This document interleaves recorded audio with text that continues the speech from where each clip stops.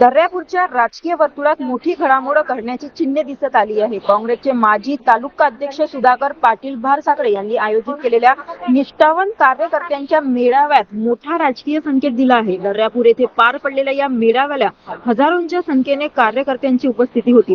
संपूर्ण परिसर घोषणांनी दणाणून गेला होता। यावेळी सुधाकर पाटील भारसाकडे यांनी आपल्या भाषणातून काँग्रेस पक्षावर गंभीर टीका करत सध्याच्या राजकीय परिस्थितीवर नाराजी व्यक्त केली। विशेष म्हणजे त्यांनी आपल्या समर्थकांसमोर मोठा राजकीय निर्णय जाहीर करत येत्या 2 ते 3 दिवसात मुख्यमंत्री एकनाथ शिंदे यांच्या गटात प्रवेश करण्यात असल्याचे संकेतही दिले। त्यामुळे दर्यापूरच्या राजकारणात नव्या समीकरणाची चर्चा रंगू लागली आहे। मी लवकरच या 2-3 दिवसामध्ये एकनाथराव शिंदे यांची जी सेना आहे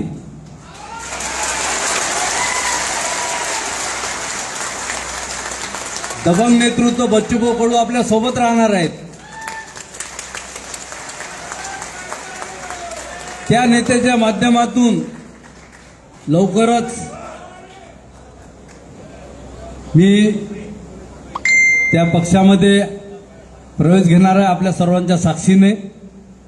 तेव्हा तुम्ही मला आशीर्वाद द्याल, मला ताकद द्याल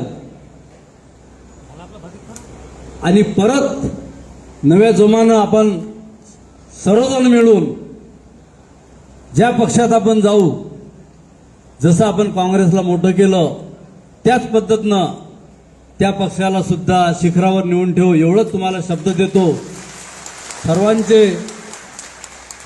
सर्वांचे मनापासून आभार व्यक्त करतो। तुम्ही एवढ्या उन्हात